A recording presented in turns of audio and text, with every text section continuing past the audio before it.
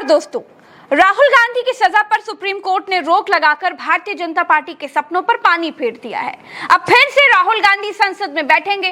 अब से राहुल गांधी वायनाड के सांसद बने रहेंगे।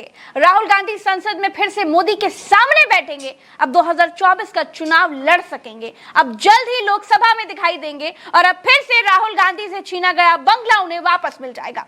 अब 2024 में प्रधानमंत्री पद की दावेदारी राहुल गांधी कर सकते हैं। एक सजा पर रोक ने बीजेपी के सामने 72 नई मुसीबतें बनाकर खड़ी कर दी हैं। नमस्कार, तो आज हमारे साथ सुशील दुबे जी हैं, आरबी उपाध्याय जी हैं और वरिष्ठ पत्रकार मीनू जैन जी। आप सभी का बहुत बहुत स्वागत है और साथ ही हमारे सहयोगी भरत जी भी हैं। तो शुरुआत मैं भरत जी से करूंगी। भरत जी, ये बताएं कि भाई राहुल गांधी की सजा को पर रोक लग गई है, अब उसे कैसे देख रहे हैं आप?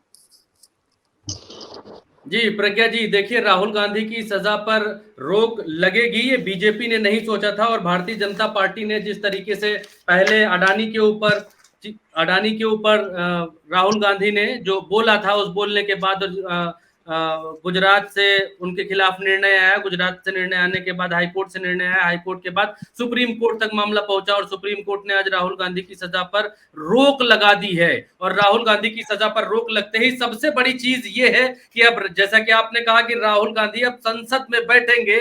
जिस संसद से उठाने के लिए राहुल गांधी के ऊपर आनन फानन वो केस ओपन हुआ और वो केस फिर से शुरू हुआ और उस केस में इतनी जल्दी सजा हुई, उस केस में जीत मिलने के बाद, पूरा एक सर्किल घूमने के बाद राहुल गांधी फिर से वहां बैठेंगे। और ये संदेश देश में बहुत बड़ा गया है और बीजेपी को इस संदेश से बहुत बड़ा झटका लगा है प्रज्ञा जी, कि राहुल गांधी ने सच की लड़ाई लड़ी और सच की लड़ाई जीतने के बाद फिर से संसद में बैठेंगे। और सबसे बड़ी और सबसे बुरी स्थिति प्रज्ञा जी तब होगी जब 10 तारीख को नरेंद्र मोदी के सामने राहुल गांधी होंगे। जब 10 तारीख को नरेंद्र मोदी अविश्वास प्रस्ताव पर बोलने के लिए संसद में घसीटे गए हैं नरेंद्र मोदी अविश्वास प्रस्ताव के जरिए संसद में। और उस दिन राहुल गांधी दूसरी तरफ बैठे होंगे और उनको सुन रहे होंगे और उनसे सवाल कर रहे होंगे। ये कहा जा रहा है कि 8 तारीख से इस पर चर्चा शुरू होगी अविश्वास प्रस्ताव पर और 10 तारीख को या उसके आसपास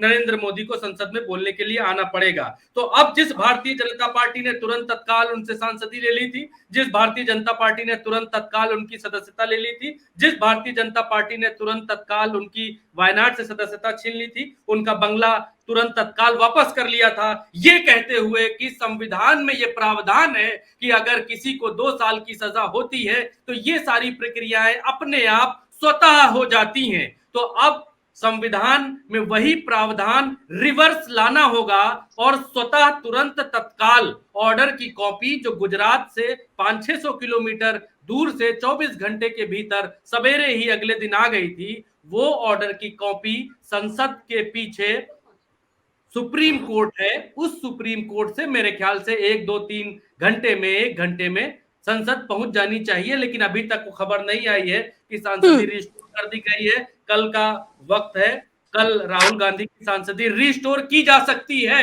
ऐसा संविधान में विश्वास रखने वाले लोग मानते हैं।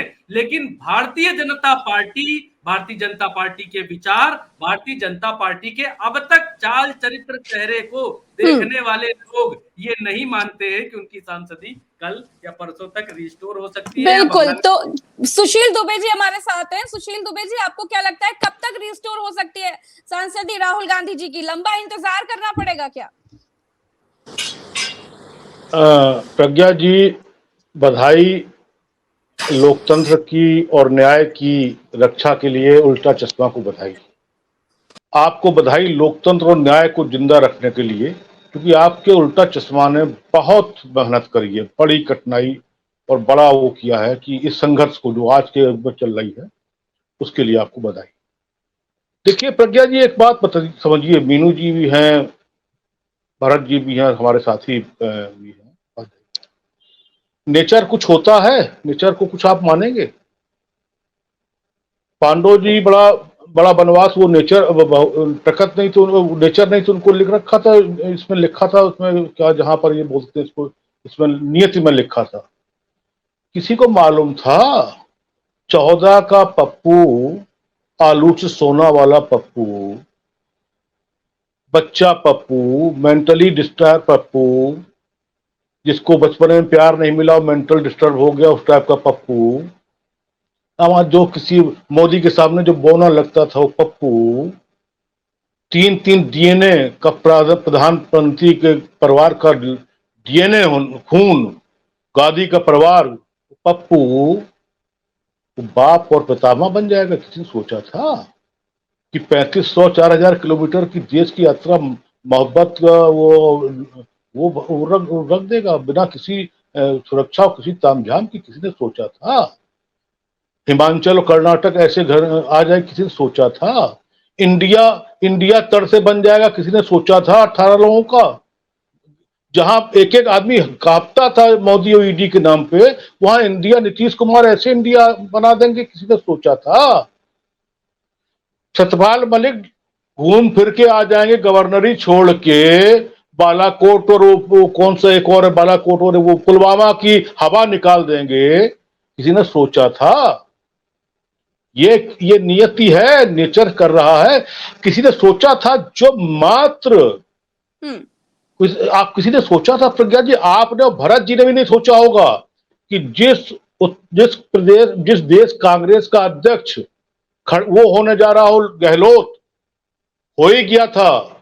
अगर उसको सीएम का वो बहुत ना पड़ा होता तो वो तो गहलोत अध्यक्ष शहर का बन ही गया था भारतीय राष्ट्रीय कांग्रेस का। सोचा था किसी ने? उसके बाद दिग्विजय का नंबर आ गया था, किसी ने सोचा था दिग्विजय? अगर ये खड़गे, तो नेचर तो खड़गे के नाम लिखा था, किस्मत तो खड़गे के नाम लिखी थी। आज खड़गे और राहुल मुद्दा सुशील दुबे जी, मेरा सवाल ये था, यही सवाल अब मैं मीनू जैन जी से पूछूंगी। मीनू जैन जी, क्या लगता है कि कब तक सांसदी वापस आएगी? मैं आ रही हूँ, फिर आ रही सुशील दुबे जी आपके पास। कब तक सांसदी रिवाइव हो पाएगी, आपको क्या लगता है? आपका माइक म्यूट है शायद। जो राजनीति, जिस हिसाब की राजनीति ये भाजपा और ये मोदी सरकार करती है, क्योंकि निम्न स्तर की राजनीति करते हैं, विपक्ष को जानी दुश्मन समझते हैं, विपक्ष को नेस्तनाबूद करने की इनकी ख्वाहिश है, और कहते हैं भी है कि कांग्रेस मुक्त भारत बनाना है, विपक्ष मुक्त भारत बनाना है। तो उस हिसाब से देखें तो ये 1 हफ्ता लगा देंगे। जिस त्वरित गति से इन्होंने डिस्क्वालीफाई किया था, उसी गति से उसको वापस रीइंस्टेट नहीं करेंगे। ये 36 तरह की इधर उधर आए गए, जिसको कहते हैं ना बीटिंग अबाउट द बुश, इधर उधर की बातें करके और किसी भी तरीके से उसको करेंगे। लेकिन देखिए, जो युद्ध था वो राहुल गांधी ने जीत लिया है। अब आप आएगा ही करें या उसको एक्सेप्ट ना करें जीत को, उसमें और आप अपना ये दिखाएंगे कि आप कितने छिछले और छोटे अदने इंसान हैं। आप एक पार्टी के तौर पे एक बहुत अदना छोटा दिमाग रखते हैं, आप छोटा दिल रखते हैं। जो इनका छोटा दिल आपने देख लिया था डिस्क्वालिफिकेशन वाले दिन। तो जो रीइंस्टेट करने वाली बात है, जिस गति से हुआ था उस हिसाब से तो कल सुबह की खबर होनी चाहिए कि राहुल गांधी को की सांसदी बहाल कर दी गई है और बंगला वापस अलॉट कर दिया गया है। लेकिन जिस तरीके की ये पार्टी, जिस चाल चरित्र चेहरा जैसा इनका है, जो दिखाई दे रहा है, उघड़ के सामने आ गया है सबके, उस हिसाब से जल्दी से नहीं करेंगे, ना करें। जितना देर करेंगे उतना राहुल गांधी के प्रति सहानुभूति और कांग्रेस के प्रति वोटर का जो रुझान है वो बढ़ता चला जाएगा। क्योंकि इन्होंने ये जो मानहानि के मुकदमे की सारी प्रक्रिया करके इन्होंने राहुल गांधी को प्लेट में सजा के आगे कांग्रेस की विजय जो होनी है, जितनी भी सीटें आएंगी बढ़ के ही आने वाली है, तो इन्होंने परोस के दे दी है। जी प्रज्ञा जी। मीनू जैन जी, सुप्रीम कोर्ट ने एक सवाल भी पूछा है कि निचली अदालतें ये बताएं कि आखिर क्यों, किस वजह से एक्सटेंडेड सजा दी गई, मतलब अधिकतम सजा क्यों दी गई? अगर 1 साल 11 महीने की भी सजा होती तो भी शायद उनकी वो अयोग्य नहीं ठहराए जाते राहुल गांधी। लेकिन सजा देने के पीछे कारण क्या था, अधिकतम सजा देने के पीछे क्या वजह थी, वो भी सवाल पूछ लिए सुप्रीम कोर्ट ने। जी हाँ, देखिए, मेन कारण जो सुप्रीम कोर्ट ने, जो अभिषेक मनु सिंह भी उनके जो प्रवक्ता रहे या वकील भी रहे हैं, उनकी प्रेस कॉन्फ्रेंस में जैसा उन्होंने डिटेल बताया है कि जो आप कारण गिनवा रही हैं, कि उन्होंने पूछा कि आपने इतने 100 150 पन्नों के जजमेंट दे दिए हैं, लेकिन उसमें कारण आपने नहीं बताया कि 2 साल की अधिकतम सजा आपने क्यों दी। कि मुख्य कारण ये रहा कि सजा देने का कारण ही नहीं बता पाए आप। उसमें डिफाइन किया जाना चाहिए था कि इतनी कठोरतम सजा क्यों दी जा रही है। और उसके अलावा जो अभिषेक मनु सिंघवी ने जो विवाद बातें बताई हैं, उसमें ये भी बताया गया है कि एक समुदाय विशेष की बात हो रही थी। उसमें उन्होंने ये भी कहा कि उनका नाम तो मोदी नहीं है, उन्होंने अभी अपना नाम मोदी किया है, मोद नाम है जो उनका सरनेम था, वो वाला कारण था। ये भी था कि उनमें गवाह जिसको उन्होंने मुख्य गवाह के तौर पे पेश किया कि उस टाइम सभा स्थल पे था, वो 1.5 साल बाद अपीयर हुआ कोर्ट में। मतलब पहले जो लिस्ट दी जाती है एग्जिबिट्स में गवाहों की, उसमें नाम नहीं था, वो 1.5 साल बाद उसका नाम आया। वो भी एक जो केस को वीक बनाती रही बातें, उसमें बहुत सारी बातें हैं जो उन्होंने, सबसे बड़ी बात जो कोर्ट ने के नजर में आई, उन्होंने अभी पता नहीं लिखा है या नहीं लिखा है, लेकिन अभिषेक मनु सिंघवी ने जो बताया है कि जो वो एविडेंस दे रहे थे, जो उन्होंने जो मुकदमा दाखिल किया मानहानि का, वो एक अखबार की क्लिपिंग के बेस पे किया। तो कोर्ट ने कहा कि आप इसका साक्ष्य तो लाइए।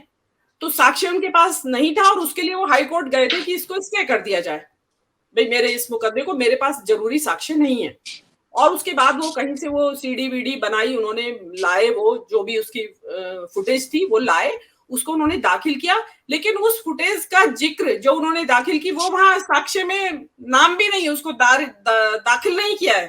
तो उसमें जो है बहुत, जिसको कहते हैं ना कि बस एक सूत्री कार्यक्रम था कि येन केन प्रकारेण इस मुकदमे की जल्दी से जल्दी जजमेंट दिया जाए और इसको किसी तरह से फंसा के और इसको डिस्क्वालीफाई किया जाए, ये सारा उनका ये था। और ये क्योंकि षड्यंत्र करने के लिए भी बहुत तेज बुद्धि चाहिए होती है, और अगर आप कर रहे हैं तो प्रॉस एंड कॉन्स जो दोनों तरफ का, कि इसका ये भी हो सकता है, वो उन्होंने तोला नहीं और जल्दबाजी में जो किया उसका नतीजा आज आप देख रहे हैं। बिल्कुल भरत जी, अब मुझे लग रहा है कि बीजेपी 72 और मुसीबतों में घिर गई है। इसके पहले तो मणिपुर, हरियाणा दंगे और न जाने कितने सवालों से घिरी रही बीजेपी, और अब जब एक सजा, राहुल गांधी को सजा में रोक लग गई है, तो अब एक सजा की रोक ने 72 मुसीबतें बढ़ा दी हैं बीजेपी की। अब नींद आ पाएगी बीजेपी के नेताओं को, नहीं आ पाएगी रात भर। प्रज्ञा जी, मुझे पता नहीं क्यों ऐसा लगता है कि प्रधानमंत्री नरेंद्र मोदी चीजों का जवाब देने के लिए सामने क्यों नहीं आते। जरा सी जुबान है, जिसको कहते हैं हमारे गांव में कि चमड़े की जुबान है, हिलानी तो ही है, डुलानी तो ही है, कहना ही तो है कि मणिपुर वासियों, मेरे भाइयों बहनों, मेरे भाइयों, मेरे मित्रों, आप लोग आपस में मत लड़िए, यही बात तो कहनी है। इससे ज्यादा क्या कहनी है? कोई ऐसा वरदान तो है नहीं कि पुराने जमाने के टाइम पे छू मंतर कर देंगे, यहाँ से वहां सब जो फ्रीज हो जाएगा पूरा मणिपुर, ऐसा तो हो नहीं सकता। प्रधानमंत्री है, प्रधानमंत्री अपने हिसाब से अपील कर सकते हैं। देश के लोग यही कह रहे हैं, विपक्ष के लोग यही कह रहे हैं। विपक्ष के लोग पाकिस्तान से तो आए नहीं है, विपक्ष के लोग इराक से तो आए नहीं है। विपक्ष का काम है कि जो आप नहीं कर पा रहे हैं उसको याद दिलाना, जो आप कर रहे हैं उसमें चेताना, और जो आप गलत कर रहे हैं उसमें उसका विरोध करना। तो विपक्ष अगर चेताने के लिए है, बताने के लिए है और आपको बता रहा है, तो आप फूफा की तरह मुंह काहे चिढ़ा लेते हैं, आप मुंह काहे फुला लेते हैं कि ये तो विपक्ष ने कह दिया, ये दूसरों ने कह दिया, तो अब तो हम नहीं करेंगे जी। मणिपुर मामले पर बोलने में क्यों इतना बड़ा मुद्दा बन रहा है, क्यों राई का पहाड़ बन रहा है? क्या ऐसी चीजें हो रही है? क्या हमारे देश के प्रधानमंत्री के पास पावर नहीं है? क्या हमारे देश के प्रधानमंत्री के पास शक्तियां नहीं है? क्या हमारे देश के पास पावर नहीं है? क्या हमारे देश की सेनाओं के पास शक्तियां नहीं है? क्या हमारे देश की सेनाएं इस समय जो है वो कमजोर हो गई हैं? जो मणिपुर के लोग उनके हथियार छीन छीन कर भाग रहे हैं, उनके हथियारों से खुद आपस में लड़ाई कर रहे हैं। ये देश में इससे पहले प्रज्ञा जी, मैंने तो जब से मैंने होश संभाला है, जब से मैंने सुध लिए, तब से तो ये देखा नहीं है कि सेना के हथियार, इवन कश्मीर में भी जहां पर इतनी अस्थिरता देखी गई है, जहां पर इतना बवाल, हमने बचपन से पैदा होते ही बवाल का नाम सुना है, वहां भी इस तरह की घटनाएं नहीं आई कि सेना के हथियार छीनकर। अभी कल नरेंद्र मोदी जी ने, जब संसद जिस दिन शुरू हुई थी, उसी दिन संसद के बाहर आकर ये कहा था कि आज मेरा हृदय क्रोध और पीड़ा से भरा हुआ है। तो आपके हृदय का, क्रोध का और आपकी पीड़ा को देश का क्या आचार डालेगा, क्या करेगा देश? आपने उसके बाद कुछ किया तो है नहीं। अगर आपने कुछ किया होता तो कल की घटना है कि कल की तारीख में लोगों ने हथियार छीने हैं सेना के और सीआरपीएफ के और केंद्रीय सुरक्षा बल के जो जवान हैं। कुकी समुदाय, वीडियो वायरल हो रहा है, कुकी समुदाय उनके पैरों में लिपटा हुआ है और ये कह रहा है कि अर्धसैनिक बल वाले भैया, केंद्रीय सुरक्षा बलों वाले भैया। प्रज्ञा जी एक मिनट, बस एक मिनट दूंगा। आप यहां से जाइएगा नहीं, क्योंकि यहाँ की पुलिस हमें छोड़ेगी नहीं, हमें यहाँ की पुलिस के ऊपर भरोसा नहीं है। ये तो हुई मणिपुर की बात। अब आपने अभी जो बात की कि मेवात में, हरियाणा में, गुरुग्राम में, नूह में कहां कहां क्या क्या हो रहा है, इसकी भी जवाबदेही देनी पड़ेगी। तो चाणक्य ने कहा है कि राज्य में, देश में अगर कहीं पत्ता तक खिलता है तो उसकी जिम्मेदारी राजा की होती है। जवाबदेही नहीं करेंगे, जवाब नहीं देंगे, अगर नरेंद्र मोदी जवाब नहीं देंगे तो भरत यादव तो जवाब देने जाएंगे नहीं। भरत यादव को तो आपने नहीं चुना है ना, वोट देने आप भरत यादव को गई नहीं थी। इस देश की 125 करोड़ 140 करोड़ जितनी भी जनता है, उसने नरेंद्र मोदी के ऊपर भरोसा दिखाया ना, विश्वास दिखाया ना, उस 56 इंच पर विश्वास दिखाया ना, उन लाल आंखों पर विश्वास दिखाया है ना, जो अब दिखाई नहीं दे रही हैं।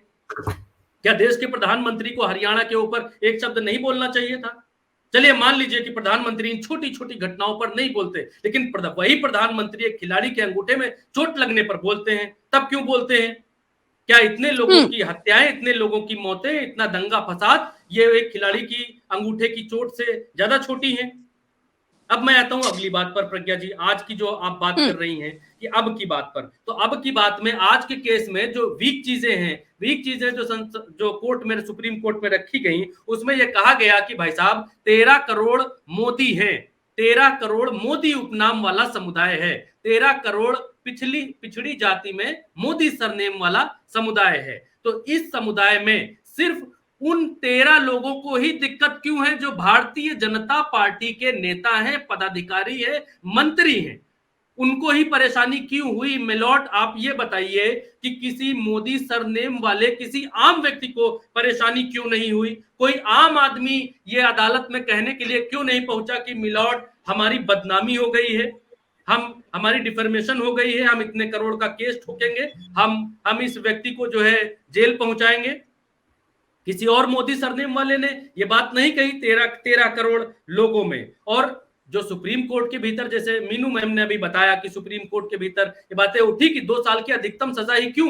क्योंकि अंग्रेजों ने जब से ये कानून बनाया है उसके बाद से सिर्फ 1 या 2 ऐसे उदाहरण मिलते हैं जिसमें अधिकतम सजा हुई है, और वो भी उन लोगों को हुई है जो लोग पॉलिटिशियन नहीं थे, जिनका काम मंचों से भाषण करना नहीं था, जो लोग मंचों से लोगों को प्रभावित करने के लिए भाषण नहीं करते थे, जिन लोगों ने बदनीयती से ये बयान दिए या बदनीयती से किसी का अपमान किया या अपनी शक्तियों का दुरुपयोग किया। तो राहुल गांधी के केस में ये पहले ही कहा जा चुका है मिलॉर्ड, नीचे की अदालतों में भी, कि बदनीयती से किसी को ठेस नहीं पहुंचाई गई है। तो फिर राहुल गांधी को अधिकतम सजा क्यों? राहुल गांधी को अधिकतम सजा प्रज्ञा जी सिर्फ इसीलिए क्योंकि 2 साल की सजा से ही भारत देश के इस कानून में सांसदी जाती है, बंगला छिनता है, और इस देश के प्रधानमंत्री से सवाल पूछने वाला व्यक्ति संसद में नहीं बैठ सकता है। तो अभी मीनू जी ने वो बातें बता दी जो बातें मैंने नोट की थी उस समय कि वकील ने क्या बोला, और इस पर मैं एक प्रोग्राम करने वाला था, लेकिन अब वो प्रोग्राम नहीं करूंगा। और एक चीज और है कि निचली अदालतों ने ये एक सवाल ये भी उठा कि अरे भैया राहुल गांधी से माफी मांगने के लिए कहा जा रहा था, लोग बात करते हैं, पान की दुकानों पर बात करते हैं, चाय की दुकानों पर बात करते हैं, माफी मांगने के लिए तो कहा जा रहा था निचली अदालत में, गुजरात की कोर्ट में। लेकिन अब कौन कौन से सवालों से भागेंगे प्रधानमंत्री जी, ये भी तो बात है। आप नहीं प्रज्ञा जी देखिए, क्योंकि राहुल गांधी ही एक ऐसे नेता हैं जो लगातार प्रधानमंत्री को हिंडनबर्ग मामले में घेर रहे थे, लगातार अडानी के केस में घेर रहे थे, मणिपुर पर भी सवाल उठा रहे थे, हालांकि वो सांसद नहीं थे, हालांकि वो संसद में नहीं थे, लेकिन फिर भी राहुल गांधी लगातार सवाल उठा रहे थे। तो अब प्रधानमंत्री नरेंद्र मोदी जी किन सवालों से भागेंगे और कैसे भागेंगे, क्योंकि अब तो अविश्वास प्रस्ताव का भी जवाब देना है। प्रज्ञा जी देखिए, भागने की बात नहीं है, प्रधानमंत्री नरेंद्र मोदी जी छिप गए हैं। आप अगर इसको टेक्निकल भाषा में भी कहेंगे कि आप समझा दीजिए तो मैं समझा सकता हूं कि वो छिप गए हैं। क्यों छिप गए हैं? बिल्कुल समझा दीजिए। देश के छिपे हुए प्रधानमंत्री को संसद में घसीटने के लिए विपक्ष अविश्वास प्रस्ताव ला रहा है प्रज्ञा जी। इसके बहुत बड़े मायने हैं। जब विपक्ष ये जानता है कि हमारे पास 200 से ऊपर आंकड़ा नहीं, 150 से ऊपर हमारे पास आंकड़ा नहीं, और हम किस मुंह से ये अविश्वास प्रस्ताव ला रहे हैं कि हमको सरकार के ऊपर भरोसा नहीं है, विश्वास नहीं है, इनके पास नंबर्स नहीं है, इसलिए हम ये लो कॉन्फिडेंस मोशन पेश करते हैं और सरकार के पास आंकड़ा नहीं है। क्योंकि विपक्ष ये बात अच्छी तरीके से जानता है कि हम इस मोशन में पूरी तरीके से हार जाएंगे, लेकिन इसमें एक गली निकलती है, एक जो रास्ता निकलता है, वो रास्ता निकलता है, इससे जंजीर, एक रस्सी जो आप मान लीजिए, वो इस नियम से ये निकलती है कि प्रस्ताव के बाद देश के कोई भी ABCDEFG प्रधानमंत्री को संसद के भीतर बोलने के लिए, उस बात पर जवाब देने के लिए जिस बात से विपक्ष ने सत्ता पक्ष के ऊपर अविश्वास जाहिर किया है, उस पर बोलने के लिए आना पड़ेगा। तो विपक्ष ने अब की बार मणिपुर के मामले को लेकर इस देश की सरकार पर अविश्वास जाहिर किया है कि हमें लगता है कि ये सरकार चलाने के जो आंकड़े होते हैं उन आंकड़ों तक नहीं पहुंच रही है, इसलिए हम ये अविश्वास जताते हैं और सरकार से इस सदन में अपना जो नंबर है उसको सिद्ध करने की चुनौती देते हैं। तो पहले नंबर सिद्ध होंगे, नंबर सिद्ध होने में यस और नो हम लोगों ने बहुत बार देखा है कि इतने में से इतने यस, इतने में से इतने नो, तो उसमें यही होगा कि संसद में सरकार की जीत हो जाएगी। लेकिन प्रधानमंत्री नरेंद्र मोदी जी को बोलना पड़ेगा और सिर्फ इतना कराने के लिए प्रज्ञा जी, ये बहुत छोटी बात नहीं है, क्योंकि संसद एक दिन चलाने के लिए करोड़ों रुपए खर्च होते हैं, एक दिन संसद को चलाने के लिए करोड़ों रुपए बहाए जाते हैं। आज की तस्वीर है कि लोगों को टमाटर नहीं मिल रहे हैं, आज की तस्वीर है कि संसद के भीतर टमाटर ले जाए जा रहे हैं, गाड़ियों से उतार कर खाना बनाने के लिए संसद में टमाटर ले जाए जा रहे हैं। इंडियन एक्सप्रेस ने बात छापी है। तो एक दिन संसद चलाने के लिए जब देश का इतना पैसा बहता है, तो भारत के प्रधानमंत्री को, चुने हुए प्रधानमंत्री को, जो लोकतंत्र की इतनी दुहाई देते हैं, उन प्रधानमंत्री को संसद के भीतर बुलाने के लिए इतने ज्यादा प्रयत्न किए जा रहे हैं, इतने सारे रास्ते खोजे जा रहे हैं कि कैसे भी करके प्रभु हमारे प्रधानमंत्री संसद के भीतर आए और मणिपुर पर कुछ तो बोल दे, कुछ तो कह दे। क्यों मणिपुर के ऊपर नहीं बोलते? बोलना चाहिए प्रज्ञा जी, क्यों नहीं बोल सकते? शांति की अपील क्यों नहीं कर सकते? मैंने परसों एक पढ़ी प्रज्ञा जी, अमेरिका की संसद, अमेरिका का कोई अधिकारी था, अमेरिका का कोई राजनेता था जो मणिपुर के ऊपर चिंतित है कि जल्दी कंक्लूड करिए भरत जी, जल्दी कंक्लूड करिए जी। अमेरिका से लोग, यूरोपीय संसदों से लोग चिंतित हैं, लेकिन भारत के प्रधानमंत्री, भारत के लोग, भारत की वो चुनी हुई सरकार जो खुद को राष्ट्रवादी कहती है, उनमें कोई चिंता नहीं है, वो नहीं बोल सकते। क्यों नहीं बोल सकते? आरबी उपाध्याय जी, आपको क्या लगता है, अब तो प्रधानमंत्री नरेंद्र मोदी को जवाब देना ही पड़ेगा और सामने राहुल गांधी जब खड़े रहेंगे तब प्रधानमंत्री नरेंद्र मोदी जी क्या जवाब देंगे? आपको क्या लगता है, क्या प्रधानमंत्री जवाब देंगे और क्या शांति की अपील करेंगे? क्योंकि ये तो कांग्रेस ने कह दिया है, ट्वीट कर दिया है कांग्रेस ने, आ रहा हूं मैं, यानी राहुल गांधी संसद में आ रहे हैं, सवाल लगातार जारी रहेंगे, ये बात कांग्रेस ने कह दी है। आरबी उपाध्याय जी, आपका माइक म्यूट है सर। क्या कहें किस्मत की, हाँ जी, क्या कहें किस्मत आने लगे। तो हमारे यहाँ कहावत है, गांव में जब गिदड़े की मौत आती है तो वो गांव की तरफ भागता है। तो हालात कामोबेश प्रधानमंत्री और बीजेपी के वही हो गए। उन्होंने सोचा था कि हम सदस्यता खत्म कर देंगे, बंगला छिना लेंगे और खत्म कर देंगे राहुल गांधी को। जितने प्रयास हो रहे हैं, पहले पप्पू की छवि डेवलप करने में जो प्रयास हुए, जो पैसा खर्च हुआ, उतनी ही तेजी के साथ, उतनी ही मजबूती के साथ राहुल गांधी की छवि और निखर कर हम सबके सामने आ रही है। यहाँ उनका प्रयास ये था सदस्यता खत्म कर दी, अब सदन में नहीं बोलेंगे, तो वो सड़क पर बोले और अपनी बात रखी। और जनता देखिए, जो जनता की अदालत है, सर्वोच्च अदालत, वो है जिसको फैसला देना है 2024 में। उसमें मैसेज क्या गया? उसमें मैसेज बड़ा साफ गया कि भी अन्याय किया है नरेंद्र मोदी और बीजेपी सरकार ने भी। एक सांसद सदस्य था, उसकी सदस्यता खत्म कर दी और बंगला भी छिना लिया। तो ये जब बुरे दिन आते हैं आदमी के, तो बहुत सारी चीजें विपरीत होती चली जाती हैं। एक के बाद एक घटनाएं देख लीजिए। मणिपुर में कभी नहीं हुआ था जो आज हो रहा है, संसद में कभी इस तरह का नहीं हुआ था कि प्रधानमंत्री को बुलाने के लिए अविश्वास प्रस्ताव लाना पड़े। आरबी उपाध्याय जी, आप कह रहे हैं कि बुरा होने वाला होता है, लेकिन अमित शाह जी तो संसद में कहते हैं कि 2024 में पूर्ण बहुमत से प्रधानमंत्री फिर बनेंगे नरेंद्र मोदी जी, और इंडिया गठबंधन को भी ये बात कही है कि अलायंस वालायंस से कुछ नहीं होने वाला। देखिए, ये तो हिमाचल में भी जब चुनाव चल रहा था, माननीय प्रधानमंत्री जी गए थे, उन्होंने कहा था कोई किसी का चेहरा मत देखो, मेरे चेहरे पर वोट करो, मुझे वोट जाएगा। क्या वहां जीत गए? जीतने का तो पूरा भी मीडिया भी और बहुत सारे लोग कहते थे कि नहीं हिमाचल में जीतेंगे। क्या कर्नाटक में कहते थे जीत गए? तो कह देने भर से अगर मान लिया अमित शाह जी ने सदन में कह दिया कि 2024 में प्रधानमंत्री नरेंद्र मोदी बनेंगे, तब क्या बन जाएंगे? वो जनता की अदालत तय करती है, वो जनता तय करती है, वो जनता वोट करती है। और वो जनता देख रही है, महंगाई है, बेरोजगारी है, शिक्षा है, स्वास्थ्य है, क्या हालत हो गए हैं। और अगर यही हालात बने रहे तो पाकिस्तान में और हिंदुस्तान में कोई फर्क नहीं रह जाएगा। वहां भी इसी तरीके की हिंसा और वही सब चीजें, और वही यहाँ पर और तो कुछ है नहीं, बस मंदिर, मस्जिद और पाकिस्तान और हिंदुस्तान, हिंदू और मुसलमान। इसके अलावा क्या है कि कौन सी उपलब्धि है बता दें भी कि हमने ये किया। आज आप कहते हैं कि भी हम चंद्रयान भेज रहे हैं, इसरो की बात करते हैं, वो आपने नहीं बनाया था, वो आपसे पहले एक विजन था और उस विजन के तहत ही IIT, चाहे वो मिशन जम्मू, सारी चीजें जो बनी, आज चंद्रयान की बात करते हैं या मंगलयान की बात करते हैं, तो वो एक विजन का ही नतीजा था।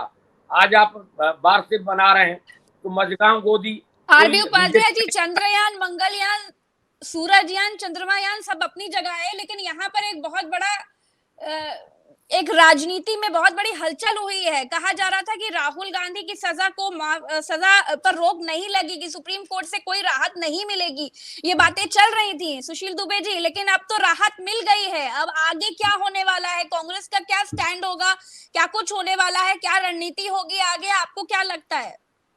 प्रज्ञा जी, देखिए ये 11 उसमें क्या है, 11 अप्रैल 19 का केस है ये, बेल्लारी में कर्नाटक में कुछ कहा था। आप आपका उल्टा चश्मा का जो एक सर्वे उतार दीजिए, ये एक सर्वे करा दीजिए। इस देश में सभासद से लेके और MP तक जो वाकिद होता है, नेतागिरी होती है, और जब नेता भीड़ पे आता है तो क्या क्या बोलता है। तब वो ये बोल जाता है कि 50 लाख की गर्लफ्रेंड भी बोल जाता है, तब ये भी बोल जाता है कि कांग्रेस की विधवा है, ये भी बोल जाता है, तब ये भी बोल जाता है कि वो दीदी और दीदी, तब तमाम चीजें बोल जाता है। जब आप देख जाइए, मैं इस बात पे खाली अभी उस पर आऊंगा। मैं आपसे इतना कहना चाहता हूं, इस पूरे केस में 3 कोर्ट है, एक ट्रायल कोर्ट थी, एक रिवीजन कोर्ट थी, एक अपीली कोर्ट थी जिसको हाई कोर्ट में, और तीनों कोर्ट ने एक ही निर्णय दिया। तीनों कोर्ट ने एक ही निर्णय दिया, और जिस जज ने निर्णय दिया उस जज ओरिजिनल है ही नहीं। जिस कोर्ट में पहली बार दाखिल हुआ था ये वो सब हम नाम भूल रहे हैं उनका, उसने पूर्ण मोदी कहीं था ही नहीं। पूर्ण शख्स जो भी जो क्वेश्चन मार्क था ही नहीं उस समय, और जिस हाँ उस समय था ही नहीं, इसके पूरे केस में सीन में ही नहीं था, तो बाद में सीन में आया है। और 13 करोड़ मोदी है ही नहीं, 13 करोड़ मोदी गिनती करा दे संसद। तो उसके बाद और जिस कोर्ट, अब आप वो जज साहब जिन्होंने पहली बार ये 2 साल दिया है, 2 साल, वो उस केस में ओरिजिनल थे ही नहीं जिनकी कोर्ट में लाया गया ये केस। अब मैं उन नाम थोड़ा सा भूल रहा हूं क्योंकि ज्यादा आपने ये हुआ देखा जाएगा, तब देखा जाएगा। तो अब उसके बाद अपीली कोर्ट ही होती है, हाई कोर्ट जिसके ऊपर बड़ा श्रद्धा और बड़ा लोगों को लगता है कि अरे हाई कोर्ट आ गए, वरना ये तो केस लेखपाल के लेवल का था, SDM के लेवल का था। वही जो वो कोर्ट होती है, जो ट्रायल कोर्ट होती है। इसको अगर इस देश में अगर हम इस छठा जरा से तिनके वर्ग के केस को हम CBI को ले आएंगे, माननीय सुप्रीम कोर्ट में ले आएंगे, तो हमारा देश, हमारा ये गुजरात मॉडल कहीं मॉडल शॉप ना बन जाए जहां पर हम ये स्थित करेंगे। भरत जी, ये मॉडल, ये काहे का मॉडल है? ये मॉडल किस बात का मॉडल है? ये जहां पर न्याय पे हम एक जरा से केस पे 4 साल बाद जिसका फैसला आता है उसको CBI को करना पड़ता है। 1 करोड़ इस टाइप की डायलॉगबाजी इस देश में हो चुकी होगी, इसी पर क्यों?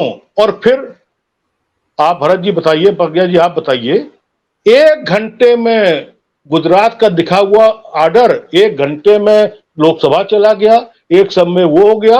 आज भी 9 लोग ऐसे हैं मेरी जानकारी में जो दिल्ली में बंगला लिए बैठे हैं, जो कुछ नहीं है 9 से 13 साल से। आप नाम खोल दीजिए, मैं नाम बता दूंगा। शायद मुरलीधर जोशी जी हैं, शायद अडवाणी जी हैं, शायद तमाम ऐसे कई लोग हैं ऐसे। अब 1 घंटे में आप छोटा हाथी भेज दिए। क्या कोई बता सकता है कि 3 घंटे 4 घंटे होने जा रहे हैं? यहां तो अभी तक तो कितनी बार, अभी तक तो MP वो हो जानी चाहिए थी शिप। तो इसको मॉडल शॉप नहीं कहेंगे तो क्या कहेंगे? जहां अच्छा देखिए क्या होता है भरत जी, पॉलिटिकल आदमी के लिए देश का कोई जघन्य कांड होता है, जघन्य कांड, जैसे वो कांड हुआ था जिसमें निठारी कांड और तमाम कांड हुए थे, जिसमें वो वाला कांड हुआ था जिसमें बस में, तो टिल डेथ, टिल वो कौन सा सब, टिल डेथ मतलब वो फांसी की सजा उनके लिए मानी, तो ये माना जाता है कि चलो इनकी जरूरत है। पॉलिटिकल व्यक्ति के लिए अगर ये कह दिया जाए कि आप संसद से हट जाइए, नगर निगम से खत्म, आपकी जिन लाइफ खत्म, लोकसभा से खत्म, विधानसभा से खत्म, एमएलसी से खत्म, पॉलिटिक्स से खत्म, तो उसके टिल डेथ हो ही गया ना। फिर लोकतंत्र का क्या मतलब रह गया? फिर तो पाकिस्तान ठीक है ना। अगर एक ट्रायल कोर्ट 2 साल का मैक्सिमम सजा देता है, ट्रायल कोर्ट, चलो दे दिया, ट्रायल कोर्ट मान लिया कि उसमें आ गया, अड़दब में आ गया, चलो रिवीजन कोर्ट अड़दब में आ गया, एक बार मान लिया, हाई कोर्ट भी अड़दब में आ जाएगा। 100 पन्ने की वो होंगे, लिखा पढ़ी होगी, उसके बाद हम ये जज ने हम ये बता ही नहीं पा रहे हैं कि हमने दिया क्यों 2 साल का, 2 साल का रिवीजन ने क्यों दिया, 2 साल का ट्रायल ने क्यों दिया, और 2 साल का हमने भी क्यों दिया, हम ये बता ही नहीं पा रहे। इसको सीजीआई पूछ रहा है कि आपने इतना मैक्सिमम क्यों दिया, till death, political till death क्यों करी। अब जहां पर अगर देखिए प्रज्ञा जी, अगर जहां पर न्याय व्यवस्था के लोग इतना वो है, लेखना है, और अगर यहां पर नहीं बता पा रहे हैं, तो हमारी मांग है उल्टा चश्मा से कि आज न्याय व्यवस्था के इन लोगों पर जो दबाव में है, जो अड़दब में है, या जो किसी सिस्टम में है, उनकी भी बात उनको भी समझना चाहिए। वो भी चिंतन मनन करेंगे, नहीं करेंगे कि उन्होंने अगर ये निर्णय दिया तो दिया क्या, जिसको सीजीआई को खुद वो करना पड़ा, और बिना किसी इवेंट बैठ के सीजीआई ने कहा कि नहीं ऐसा नहीं होगा, जाइए राहुल जी आप एमपी भी है और ये भी है और वो भी दुबे जी, जाइए। आज देश के ऐसे कई गंभीर मुद्दे हैं जिनमें सरकारें चुप हैं, लेकिन सीजीआई कोर्ट सामने आ करके उन पर कार्रवाई करने की बात करती है, तो और ये भी मैं कहती तो है कि यही अगर सरकार नहीं करेगी तो हम करेंगे। मीनू जैन जी के पास चलते हैं। मीनू जैन जी, आपको क्या लगता है कि अब आगे क्या कुछ होने वाला है? क्योंकि बीजेपी की रातों की नींद तो गायब हुई लग रही है, और अब लग रहा है कि कई दिनों तक नींद आने भी नहीं वाली है, क्योंकि जिस तरीके से एक राहत की सांस थी कि चलो राहुल गांधी संसद से बाहर हैं, अब ना अडानी का जिक्र होगा, ना हिंडनबर्ग का जिक्र होगा, ना किसी भी चीज का जिक्र होगा। बाहर से कर रहे हैं तो करने दीजिए, लेकिन अब तो मणिपुर पे भी जवाब देना है, और हरियाणा में, नू में, और जो दंगे हो रहे हैं उन पर भी जवाब देना है कि आखिर सरकार चुप क्यों बैठी है। देखिए प्रज्ञा जी, इन्होंने राहुल गांधी का जो, मैंने आपको पहले भी बताया कि ये पानहानि का मुकदमा डाल के अपने गले में एक हड्डी फंसा ली, जो ना उगलते बन रही है ना निकलते बन रही है, फंस गई है बुरी तरीके से वो। तो अब जो राहुल गांधी के पक्ष में जो फैसला आया है, उसने कांग्रेस का ग्राफ ऐसे एकदम से शूट अप हो गया है। अब इसमें सीटों में जब कन्वर्ट होगा वो तो आपको अभी पता चल जाएगा विधानसभा में, उसके बाद आपको मेन जो आम चुनाव आएंगे 2024 के, उसमें आपको मालूम पड़ जाएगा। अब करेंगे क्या? देखिए, इनके पास मुद्दों की तरह तरह के षड्यंत्र, तरह तरह के इनकी कुटिल चालें, इनकी लंपटाई, इनकी मक्कारी, पता नहीं कितनी तरह के इनके चलते रहते हैं। सत्यपाल मलिक मेघालय के गवर्नर रहे हैं, और आप बताएं, उन्होंने खुद ये बात कही है अभी कुछ दिन पहले कि बीजेपी चुनाव जीतने के लिए कुछ भी कर सकती है। आपने सुना होगा उनके बयान में, इस वक्त पर इस प्लेटफॉर्म पर उनकी बातें दोहराना नहीं चाह रही, लेकिन उन्होंने भी कई आरोप लगाए हैं बीजेपी पर। तो आपको क्या लगता है कि अब आगे क्या कुछ हो सकता है या होगा? देखिए, कुछ भी हो सकता है। अब आप देखिए कि जैसे मणिपुर की घटना हुई, जो भी घटना हुई वो 2 महीने तक दबाई रखी, पब्लिक को पता नहीं चला, और अगर वो वीडियो वायरल ना होता तो किसी हाल में पता नहीं चलना था कि इतना विभत्स वहां पे महिलाओं के साथ या आम जन के किस हालत में है। उसका ये रिजल्ट ये हुआ कि दुनिया जान गई क्या हो रहा है। इसके बाद आप देखेंगे ट्रेन में जो कांड हुआ, उसमें बता दिया कि विक्षिप्त है। अरे भाई, ये कैसा विक्षिप्त है जो सेलेक्टिव मर्डर करता है, मतलब छांट छांट के लोगों को? ऐसी विक्षिप्तता तो हमने कहीं नहीं देखी। मारेगा तो सबको मारेगा, अगर वो उसको अपनी असॉल्ट राइफल चलानी है तो ऐसे चला देगा, ऐसे नहीं कि डब्बा दर डब्बा ढूंढने जाएगा कि कौन दाढ़ी वाला और कपड़े से पहचान लूं जिसको मैं, वो भी नहीं होगा। आप इसमें आप नूह का मामला देखिए ना, नूह के मामले में क्या हुआ है, जो कितनी मिस हैंडलिंग है उनकी, और उसमें अभी भी ये लगा रखी है कि ये दोषी है और वो दोषी है। आपने ऐसी स्थिति आने क्यों दी कि आपको वहां पैरामिलिट्री उतारनी पड़ रही है? आपको पहले से इंटेलिजेंस इनपुट था, आपने उसका इस्तेमाल नहीं किया और उसके नतीजे में इतनी आपकी ये फैल गई।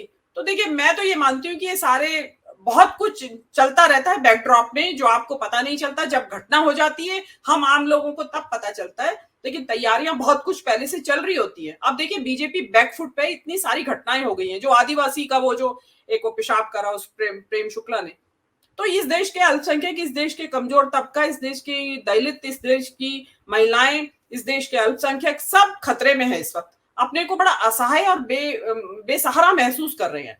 बीजेपी बैकफुट पर है। तो देखिए, बैकफुट पर है तो ये कुछ भी करने में कैपेबल है। सत्यपाल मलिक गलत नहीं कह रहे हैं। और देखिए, हम तो दूर से देख के कह रहे हैं इन बातों को, सत्यपाल मलिक ने बहुत नजदीक से देखा है इनको, तो वो जानते हैं, वो शब्दों में नहीं ला रहे हैं। हो सकता है उनके पास बहुत कुछ इंफॉर्मेशन हो कि क्या हो सकता है।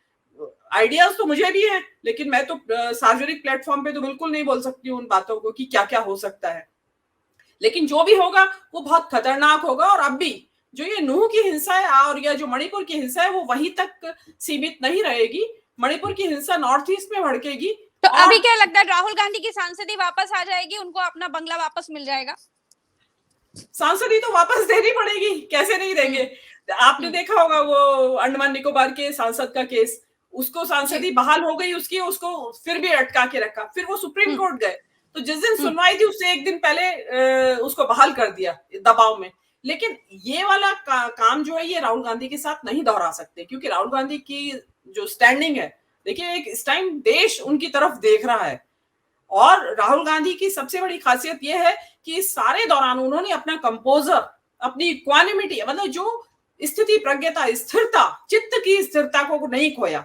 उसी तरीके से वो पब्लिक के साथ मिलते जुलते रहे, हर तबके के साथ मिलते रहे, मणिपुर भी गए और अपनी बात रखते रहे। उन्होंने ये नहीं कि परेशान होकर गाली गलौज शुरू कर दी या गंदी भाषा का प्रयोग शुरू कर दिया, जैसा कि प्रधानमंत्री करते हैं, आतंकवादी बता देते हैं विपक्षियों को या कुछ भी। तो वो राहुल गांधी ने नहीं किया और उनको मजबूरी है करना। और अगर ये आएंगे करते हैं, इधर उधर की बात करते हैं, तो पब्लिक सड़क पे आ जाएगी। पब्लिक ना भी आए तो INDIA गठबंधन जो है वो सड़क पे आएगा और उससे इनको और एक सेल्फ गोल करेंगे ये, जिससे कि इनको और कमजोर पिच पे ये अपने आप को पाएंगे। और जैसा कि अभी RV उपाध्याय जी कह रहे थे कि भाई गीदड़ की मौत आती है तो गांव की तरफ भागता है, तो वो वाली बात है। बौखलाहट में कुछ भी कर सकते हैं। जी प्रज्ञा जी, आप सभी का बहुत बहुत शुक्रिया। जी, आप सभी का बहुत बहुत शुक्रिया समय देने के लिए। तो क्या कुछ होने वाला है, अब आगे की भारतीय राजनीति में क्या कुछ नए दिलचस्प मोड़ आने वाले हैं, इन सब पर चर्चा करने के लिए आज हमारे साथ तमाम वरिष्ठ पत्रकार थे। मीनू जैन जी आपका शुक्रिया, सुशील दुबे जी आपका धन्यवाद, RP जी आपका भी बहुत बहुत शुक्रिया।